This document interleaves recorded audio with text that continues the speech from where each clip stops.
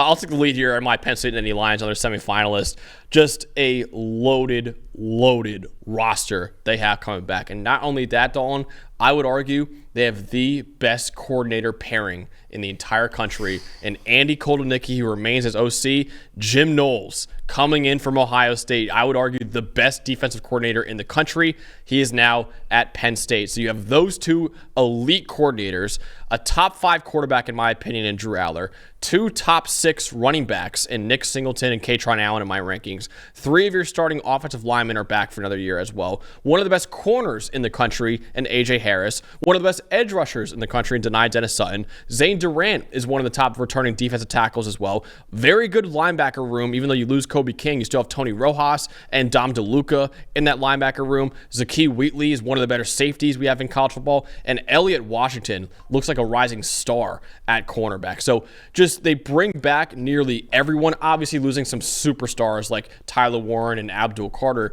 But you bring back almost everybody else, and you add the best defensive coordinator in the country in Jim Knowles to go along with one of the best offensive coordinators in the country in Andy Kotelnicki. Very much similar to Notre Dame, when the base of this team we know is going to be the run game with the 2 backs and the defense, which is going to be elite. It always is. And now you mentioned with Jim Knowles, arguably the best defensive coordinator in college football. I believe he's the highest paid coordinator of all time now at over a $3 million a year deal. So I guess they just got sick of him shutting them down at Ohio State. Yeah. If you can't beat him, pay him, right? But no, this team has got such a high floor with the amount of talent. Really, we only have one question about them, and it's just the weapons in the passing game. And even then, during the regular season, Andy Kotelnicki was the master of it at Kansas. He did it very well at Penn State this past year. Obviously found an elite player in Warren, but even at wide receiver, he always finds a way for his weapons to punch above their weight class, right? That's kind of a phrase we've used a lot with Kotelnicki, because you look at this wide receiver group, it's pretty average at best, right? This has been the main issue with Penn State, but Kotelnicki knows how to scheme these guys open,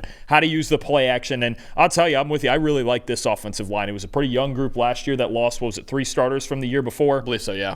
I'll tell you what, one of my favorite players down the stretch became your right tackle, Nolan Rucci. There, I think he's a player we're going to be talking about in next year's draft this time of year as one of the more solid tackles in next year's class. But there's a lot to like here. I think between Penn State and maybe Clemson, I think those are the 2 teams that I look at that are bringing the most depth of talent back. Because outside of Tyler Warren, Abdul Carter, Kobe King, this team really isn't losing anything at all. Yeah, honestly, that's why so many people are high on them, why many people think this is Penn State's best chance to win a national title, which they haven't done since the 80s.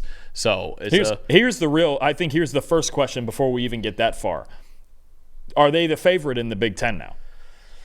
With this much talent coming back, with Ohio State with Jim Knowles in, Ohio State losing the talent they did in Oregon, we're going to get to them, is in a little bit of a transition here too also. They might be. I mean, they really might be, because, like you said, the whole team is back, essentially. So that, I don't know. I don't want to jinx it for my Nittany Lions. I mean, it's only February, but I think it's at least at this time of the year, looking at this, a legitimate question to ask. First and foremost, they want to win a Big Ten title. We have this same playoff structure for one more year. Can they win the Big Ten and get that bye week and set themselves up for the Final 8?